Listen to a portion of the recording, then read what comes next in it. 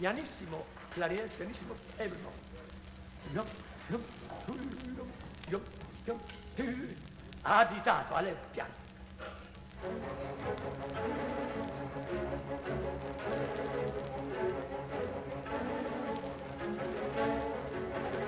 Qui designata giunti, cessa il corteo d'invito, radavi son barone, d'averlo pure gradito.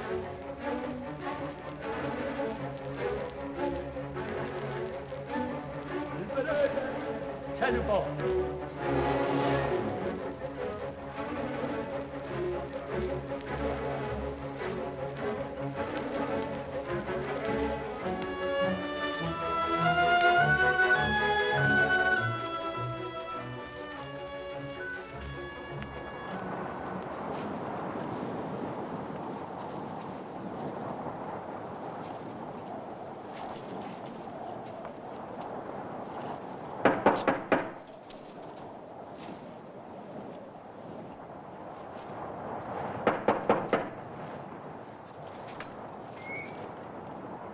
C'est ici le professeur Emmanuel Kant?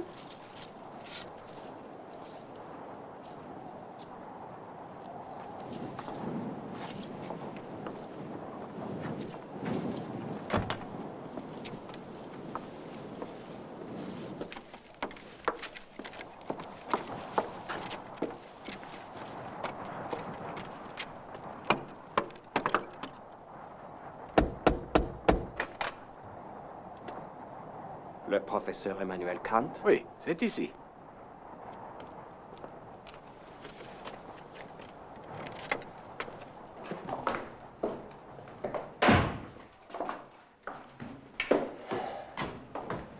Je vous imaginais plus petit. J'espère que mon écran sera assez grand, professeur. Pardon? J'espère que mon écran sera assez grand. Oui, certainement. Vous êtes optimiste, mais vous savez, parfois, on les fait se baisser. C'est beaucoup moins altier, évidemment. Dites donc, heureusement que je ne travaille plus à l'ancienne. Où comptez-vous m'installer? Pas ici, je suppose. Je pensais qu'il vous serait agréable d'exercer votre art dans le bureau. Très bien. Un professeur dans son bureau. Ça va être d'un chic. Par ici, s'il vous plaît.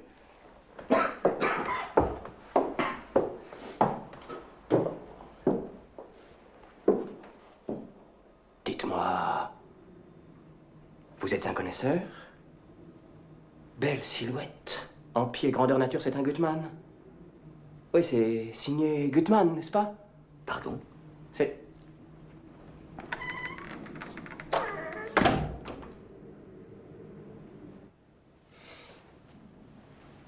S'il vous plaît, monsieur.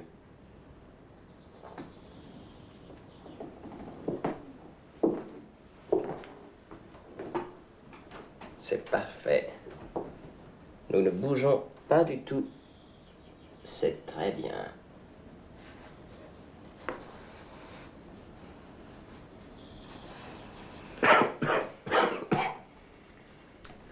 Comment arrêter cette toux? Respirer la bouche ouverte irrite la trachée et excite la toux. Nul besoin de médication. Une opération mentale immédiate suffira. Détournons l'attention, concentrons-la sur n'importe quel objet. Détournons l'attention, concentrons-la. Détournons, concentrons. Détournons, concentrons.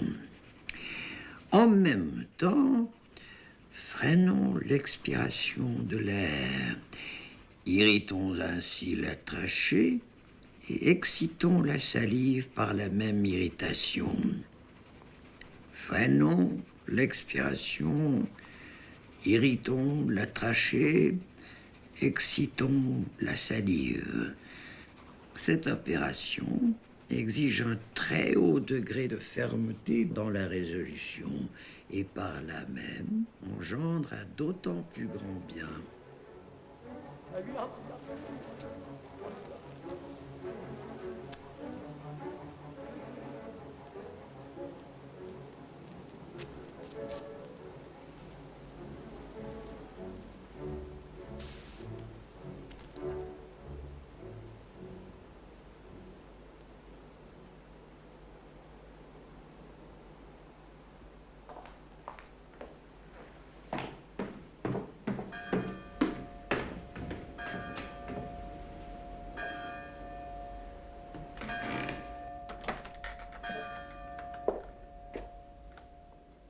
Monsieur le professeur, voici l'heure.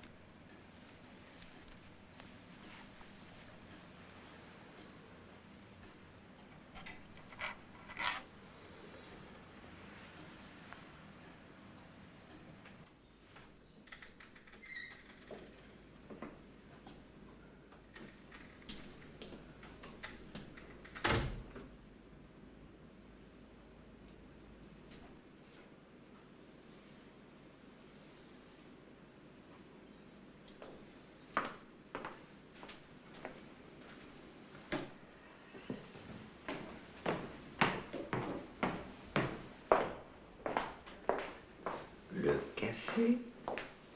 Monsieur le professeur, voici le café.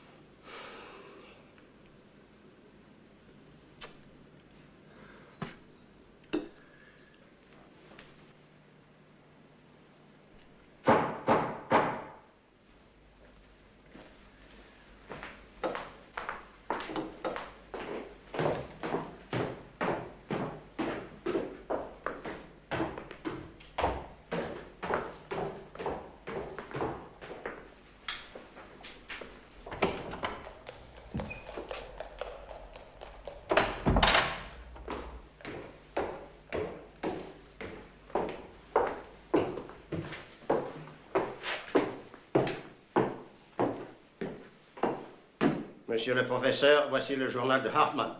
Hein? Quoi? Qu'est-ce que vous dites? Ne vous l'ai-je déjà pas dit que ce n'est pas Hartmann, mais Hartung? Ah non, répétez après moi. Pas Hartmann, mais Hartung.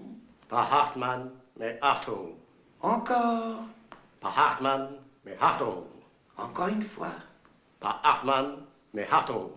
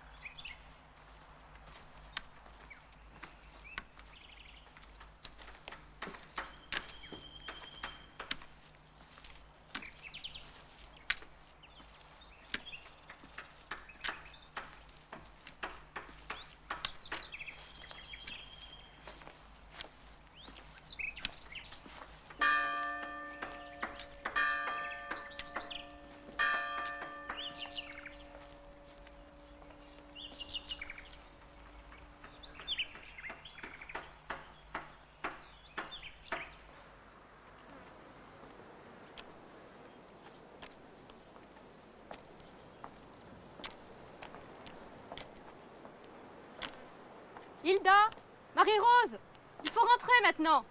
Allez!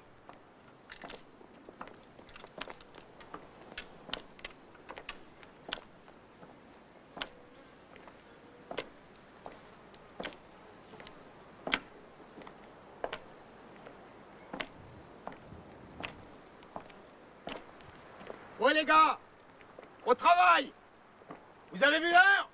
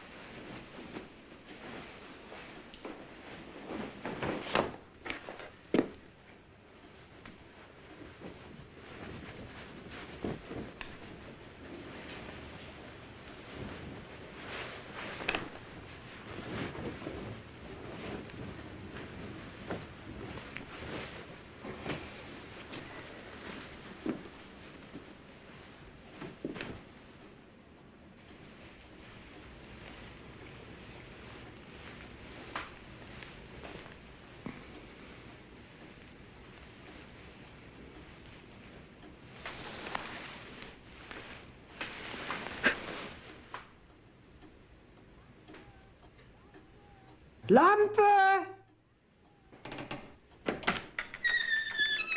Monsieur le professeur? Est-il possible de concevoir un être humain qui jouisse d'une santé plus parfaite que moi? Non, monsieur le professeur. Bonne nuit.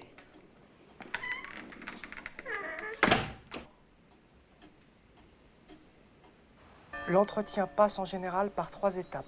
Premièrement, le récit. Deuxièmement, le raisonnement. Troisièmement, la plaisanterie. Quatrièmement, les nouvelles du jour. J'en ai 4. Le récit. Bon, pas 3, 4. Les règles d'un repas de bon goût sont... Ah voilà, il y en a 4. Choisir un sujet qui intéresse tout le monde. Eh bien, jeune homme. Ah monsieur, vous me sauvez. Vous qui êtes un habitué des dîners, dites-moi s'il vous plaît, la conversation passe bien par 4 étapes et doit se soumettre à 4 règles de bon goût? Allons, venez. Parce que j'avais noté 3. Les règles d'un repas de bon goût. Choisir un sujet qui intéresse tout le monde, ne pas laisser s'établir de temps mort, ne pas changer de sujet sans nécessité et ne pas sauter d'un thème à l'autre, ne pas laisser s'installer la manie d'ergoter. Mais oui, calmez-vous. Et dépêchez-vous. La forme de bien-être qui paraît s'accorder le mieux avec l'humanité est un bon repas en bonne compagnie. Chesterfield disait qu'elle ne devait pas être inférieure au nombre des grâces et ne pas excéder celui des muses. 100 000 volumes, n'est-ce pas? Sans être aussitôt saisi d'un sentiment de panique intérieure. Voici 100 000 livres, me disais-je. Et d'un autre côté, 300 livres par an sont le maximum de ce qu'un homme peut dire. à condition d'être extrêmement ce que vous n'êtes pas.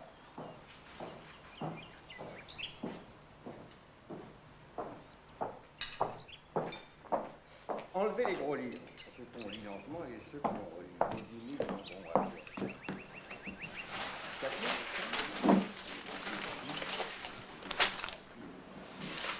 Sans parler de ce qui s'est accumulé dans le passé. Quelle menace pour ceux qui étudient. Le jeune homme ne semble pas porter cette folie au même degré de mélancolie. C'est qu'il n'a pas encore connu l'infime, la misérable, l'administration.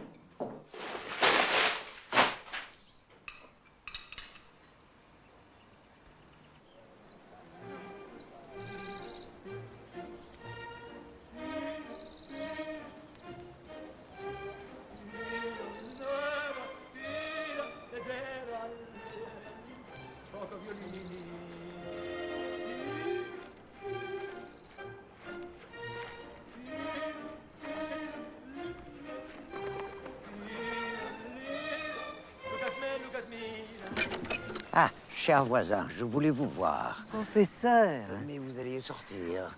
cher et grand philosophe, l'honneur de votre visite sera l'excuse à l'avance recevable que je donnerai de mon retard. Non, non, je reviendrai. Alors, faites-moi la grâce.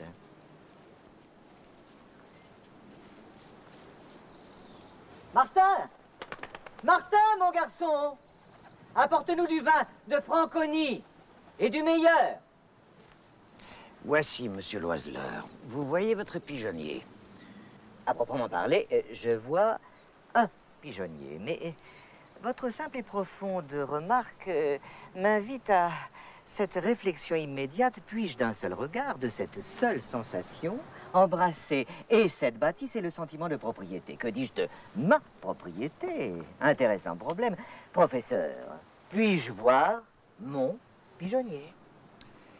En effet, mais si vous permettez, chaque jour, chaque soir, du bureau où je travaille, tous les jours de ma vie, depuis que j'ai décidé de conduire ma pensée sans la direction de quiconque, j'aime regarder par la fenêtre et voir votre pigeonnier. Oh, professeur, mon pigeonnier, vous le voyez, vous? Cependant, depuis quelque temps, vos tilleuls arrivent à me cacher la vue. Je ne vois plus votre pigeonnier. Aussi, Cependant, vous remarquerez que d'ici, nous le voyons, mon pigeonnier. oui, monsieur Loiseleur, mais il ne m'est plus doux de regarder par la fenêtre et mon travail en souffre. J'ai l'impression d'être une mouette volant contre le vent. Je bats des ailes, mais je n'avance plus. Les arbres bougent, monsieur Loiseleur, comprenez-vous? Aussi, pour calmer l'inquiétude d'un vieil homme, je viens vous demander une faveur. Voulez-vous bien abattre cet arbre?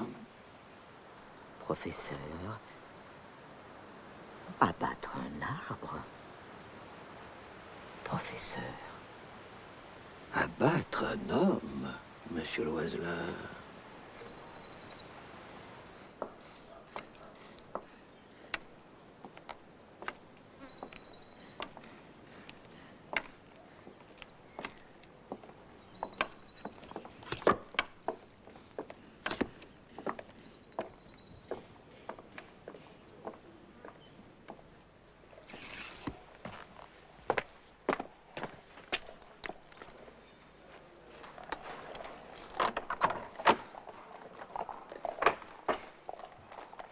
On n'en aura pas besoin demain. On n'en aura pas besoin, mais on le prendra quand même.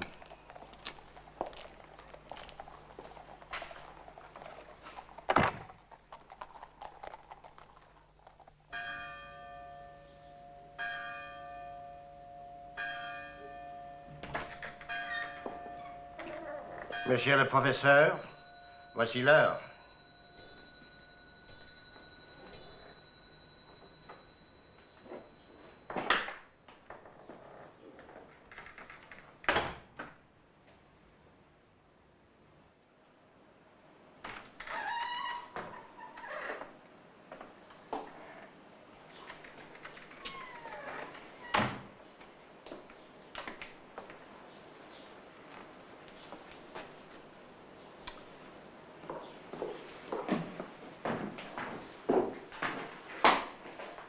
Le café vient immédiatement. Oui. Et la prochaine aussi vient immédiatement. D'ailleurs, ce sera à peu près le temps que j'aurais attendu. Enfin, on peut mourir après tout, ce n'est que mourir. Et dans l'autre monde, on ne boira pas de café. Et par conséquent, on ne l'attendra pas.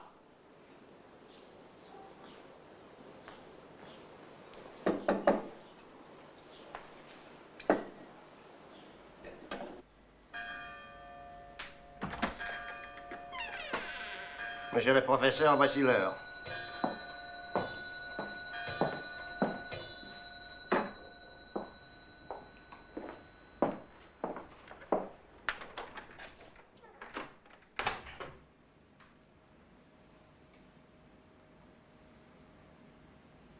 Ne plus s'abandonner aux paniques des ténèbres.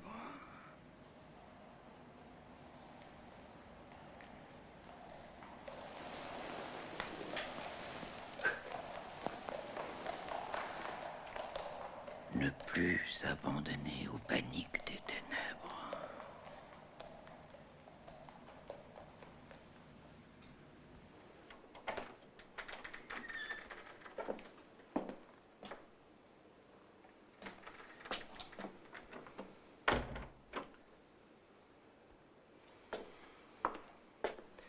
Lampe.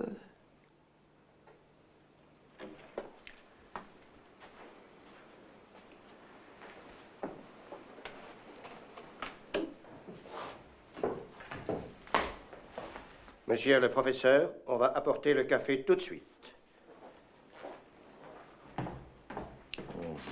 On va. Mais voilà où le bas blesse, c'est qu'on va.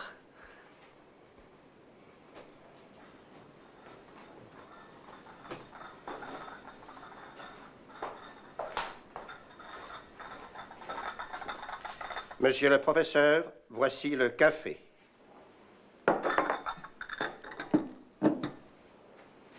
L'homme n'a jamais le bonheur.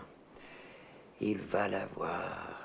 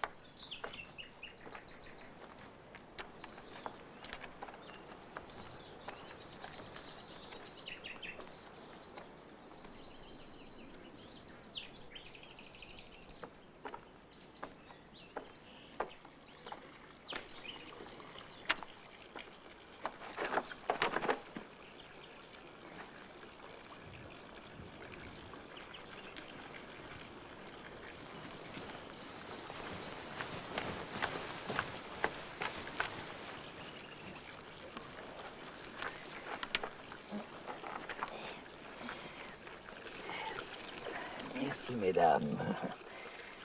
Voilà, retombé en enfance. Et je suis honteux d'avoir contraint de si gracieuses personnes à servir de mère à un vieillard qui végète. professeur.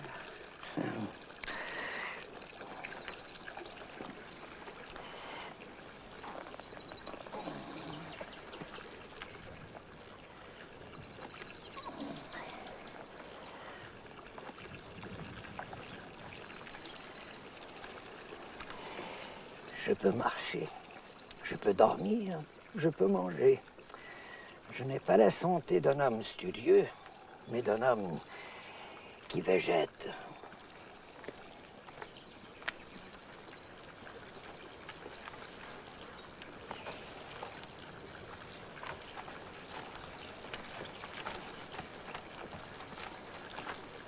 C'était le professeur Emmanuel Kant. Je le croyais plus jeune.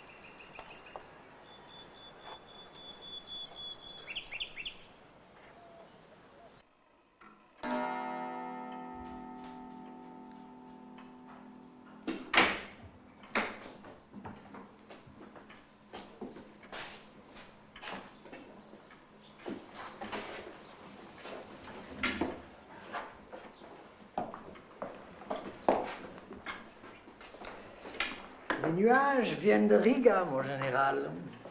Le temps change, mais l'atmosphère reste la même. Toujours cette épidémie de migraine. Toujours, mon ami. Quelle singulière condition atmosphérique, et qui dure depuis si longtemps. Une révolution météorologique, et ce serait la fin de mes maux. Allons-y, messieurs.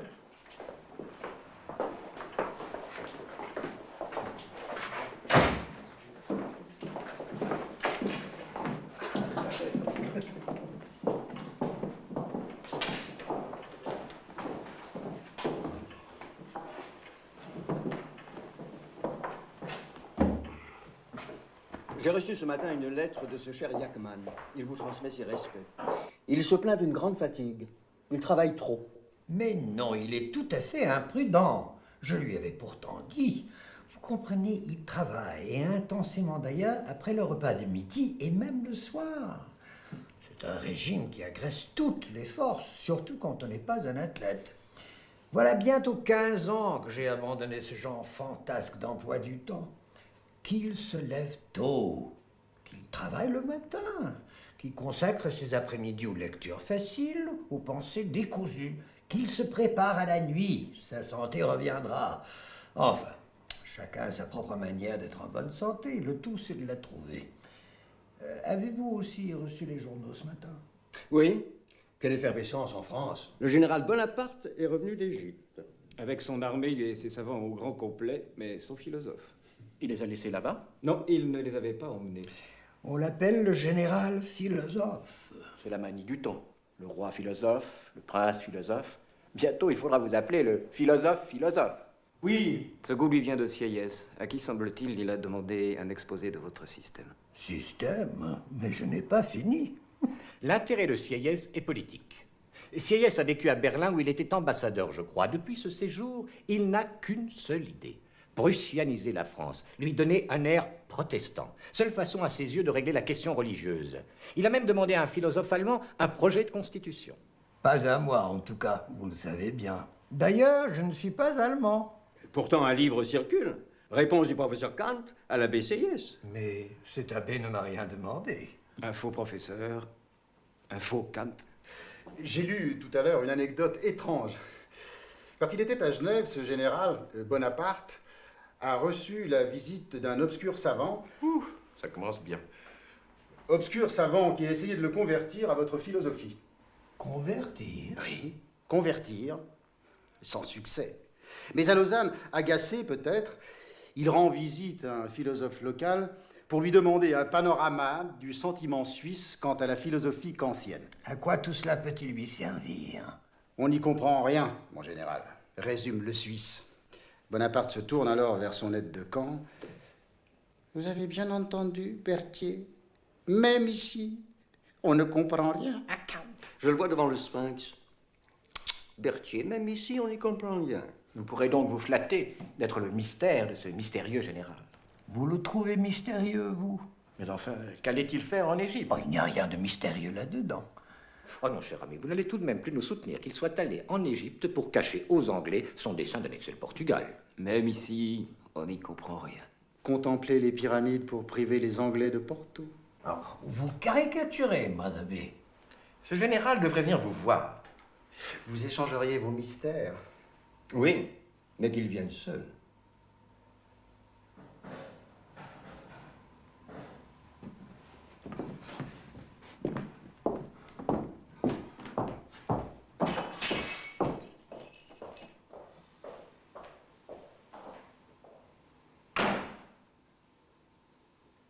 J'ai connu un homme, en ville,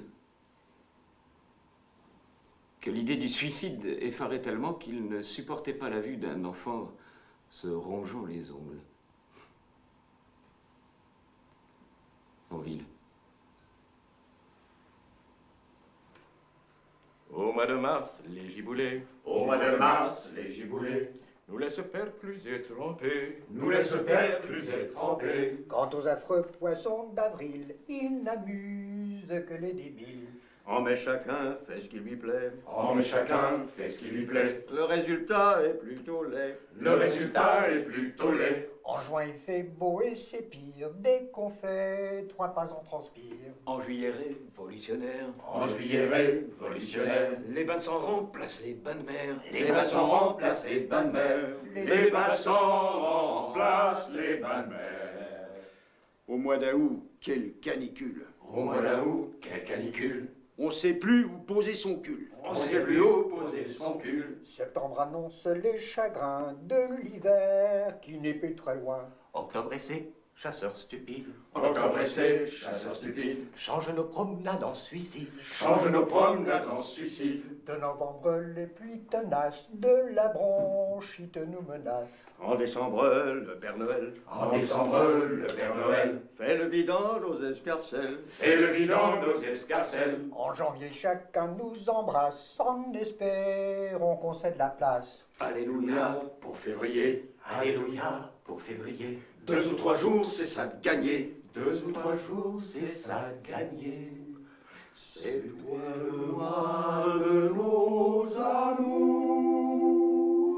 Février, on t'aimera toujours.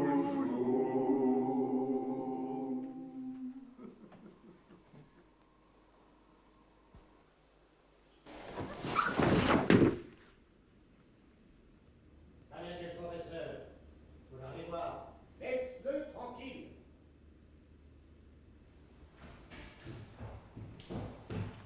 Je suis si léger que je ne peux me faire mal.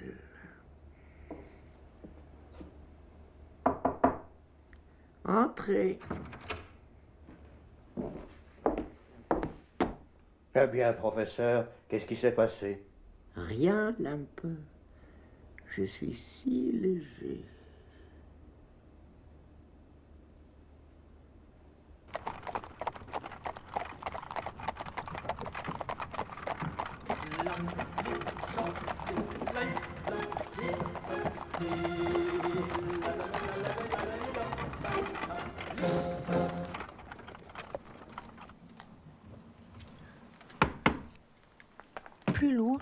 Plus loin, où vous voudrez, mais plus loin, de la distance, de la distance.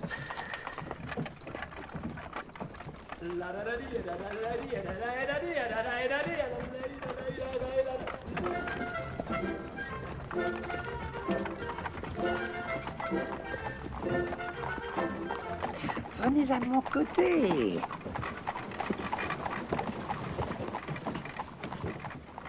Ma sœur, vous perdiez tout de cet interminable voyage.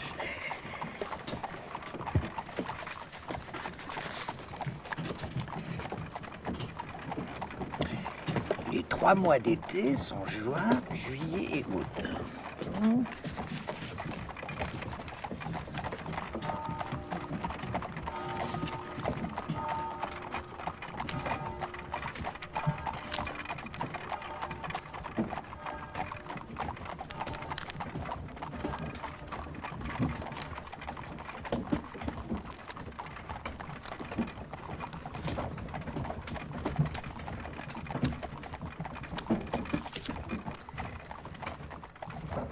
Ne plus s'abandonner aux paniques des ténèbres.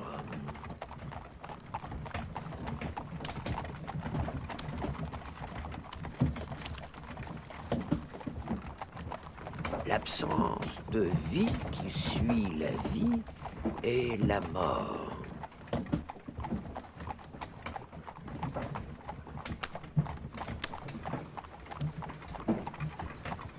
La fauvette sur la chaîne des Pyrénées. La fauvette au-dessus des Pyrénées.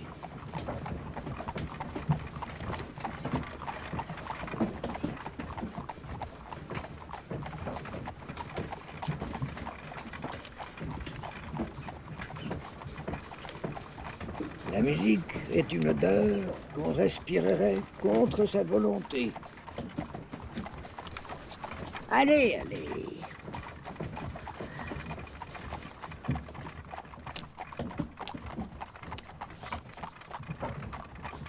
America.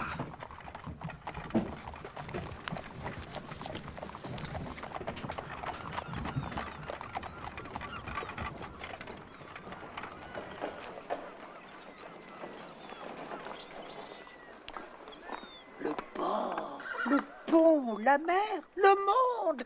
Vite, ma soeur, vite. Ah. Psst, psst. Le gamin qui mange. Vous là. Vous là. Oui, toi.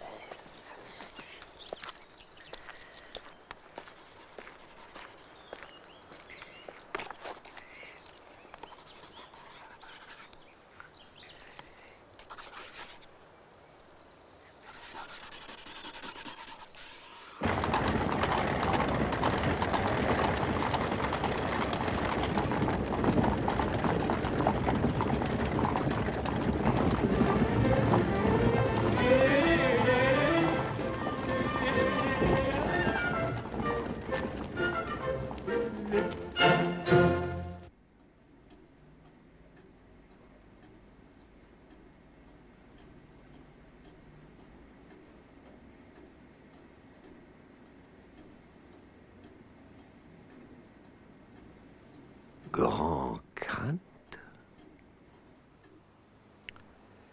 Grand Kant.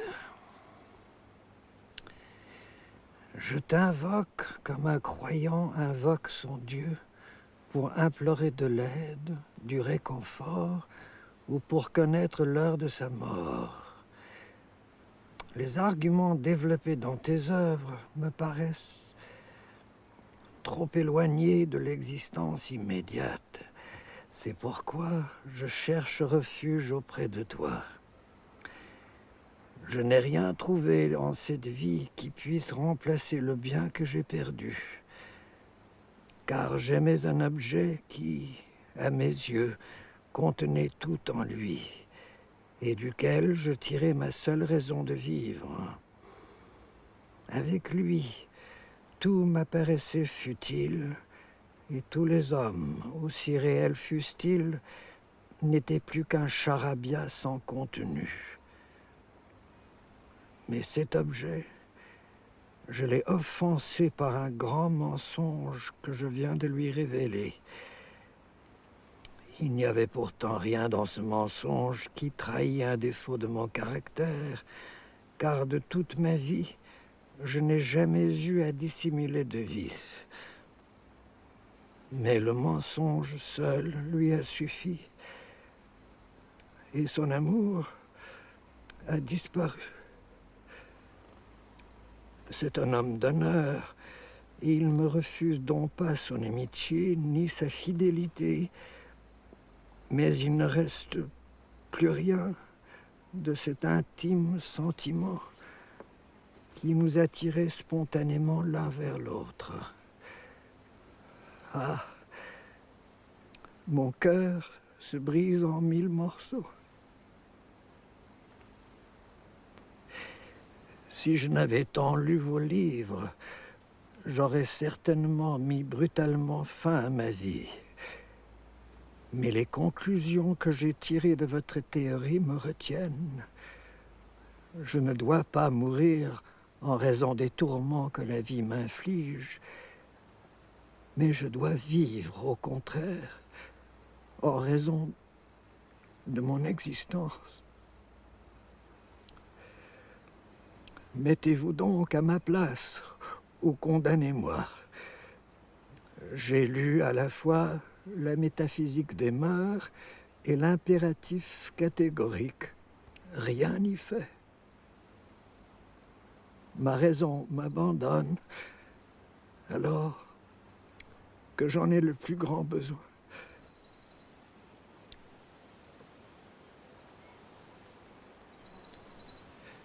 Je t'en conjure, réponds-moi, ou alors tu es incapable d'agir toi-même selon l'impératif que tu as mis en place.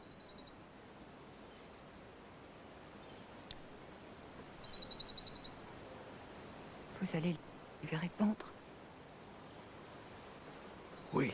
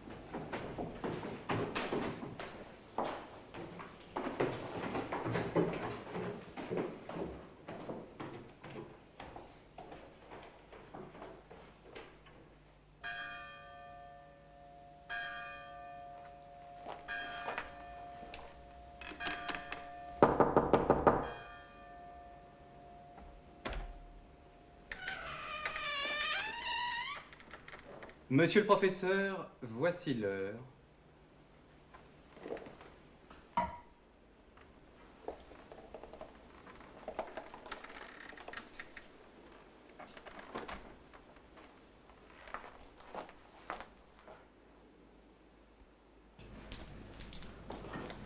Monsieur le professeur, voici le café. Monsieur le professeur, voici le café.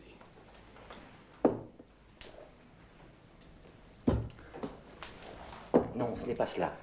Vous savez, comme le professeur est tourmenté en ce moment, il ne supporterait pas une présence dans son dos. Alors mettez-vous ici. Oui, là, c'est très bien. Oui.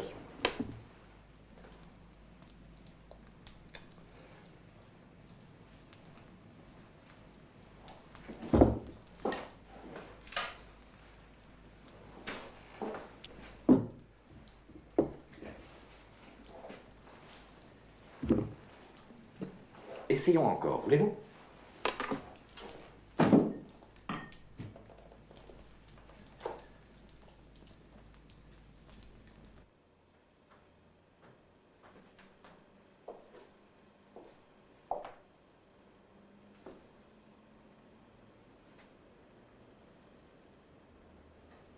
Vous? Est-il donc si tard? Lampe. Lampe. Cet animal aura oublié de me réveiller. Mais non. Lampe est parti. Il est parti. Oui, cher professeur. Lampe est parti. Et pour aider votre nouveau valet, Kaufmann, je me suis permis, au risque de vous troubler, de venir tôt ce matin. Merci, cher Wojciechowski. On apporte le café, professeur.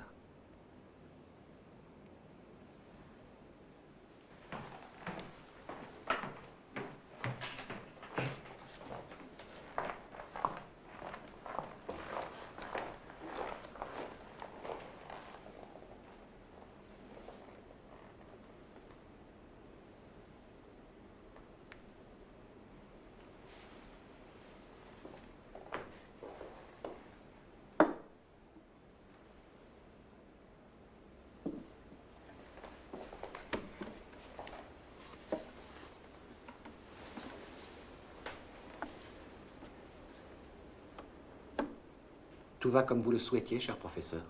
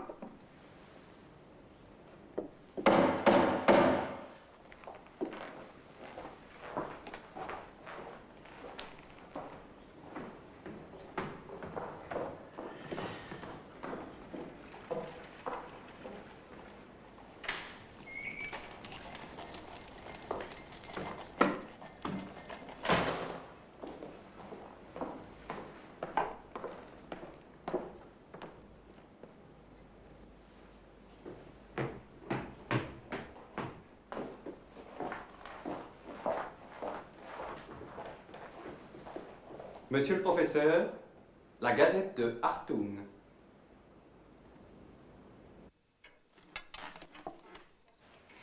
La première fois que je vous vis, vous veniez à peine de naître. Le temps passe, madame.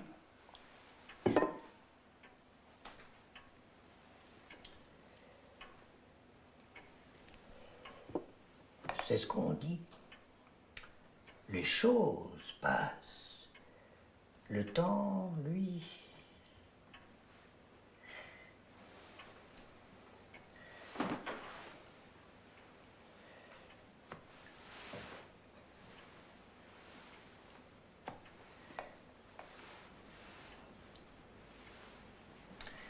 Un, deux,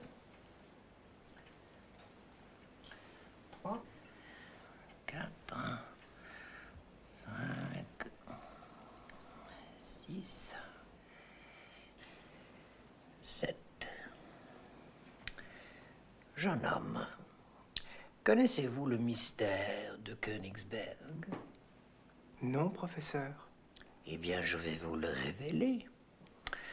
Königsberg, mon petit, a 7 ponts, n'est-ce pas?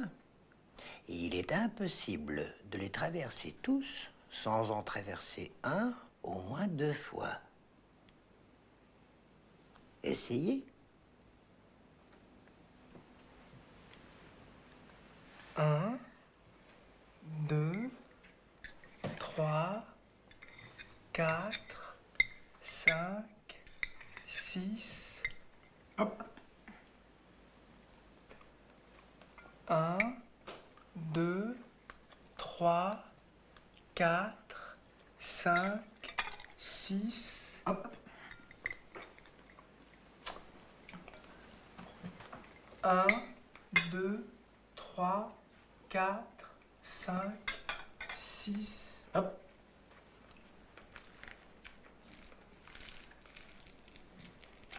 1, 2, 3, 4, 5, 6. Hop.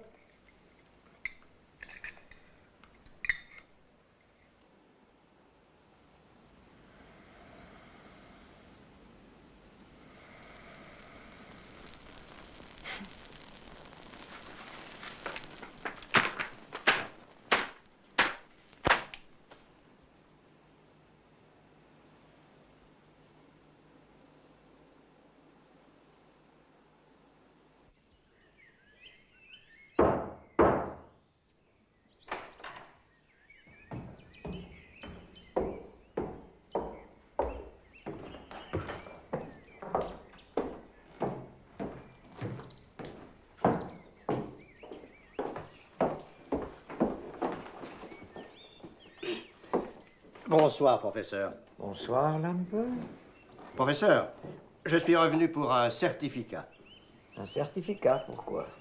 J'ai décidé, professeur, de partir en Amérique avec ma jeune femme.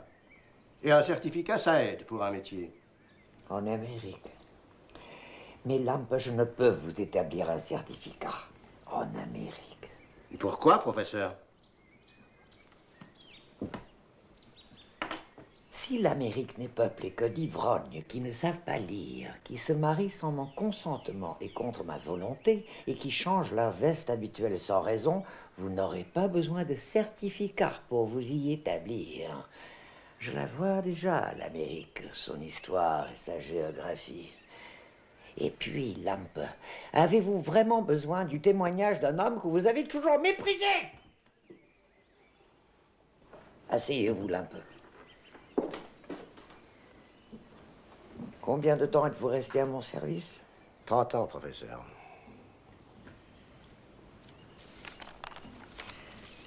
Lampe m'a servi longtemps et fidèlement, mais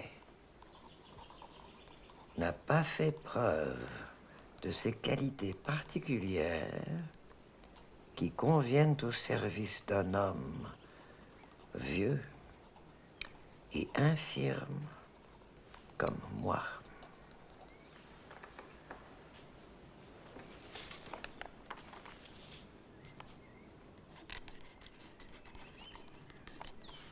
Voici Lampe.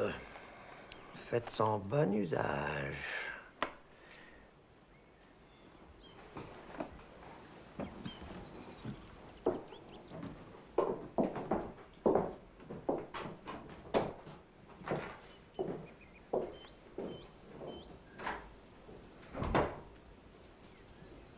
Ne plus cru se souvenir du nom de l'âme.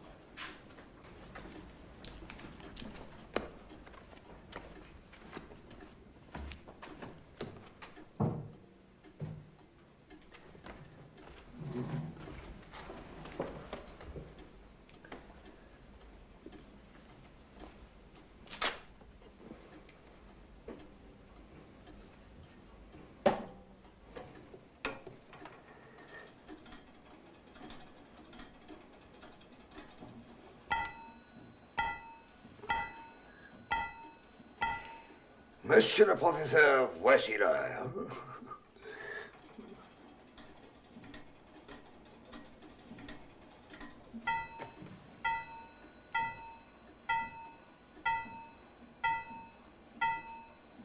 Jeunes élèves.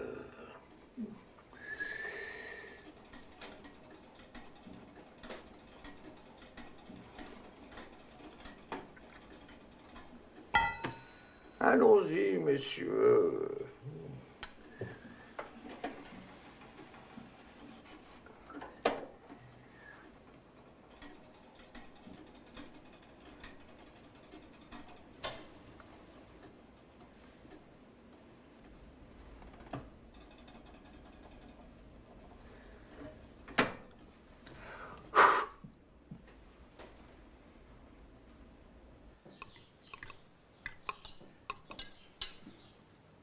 Il existe une peuplade de la région des lacs africains, les Kikuyu, il me semble, dont le roi passe sa vie assis, attaché à une chaise, au milieu d'une forêt qu'on ne peut approcher qu'à genoux. Et bien plus, ce roi doit dormir assis, car s'il se couchait, le vent ferait autant et toute navigation deviendrait impossible. Et s'il se levait? Simagrée!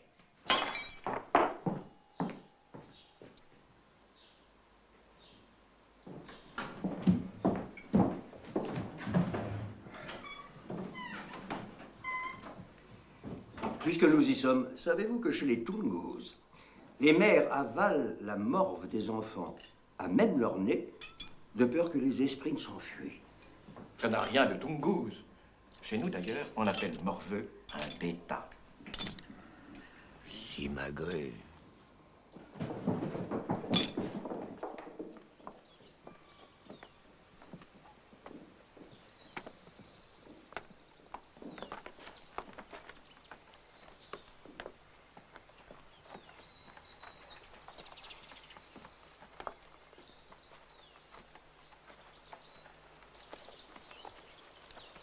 Là.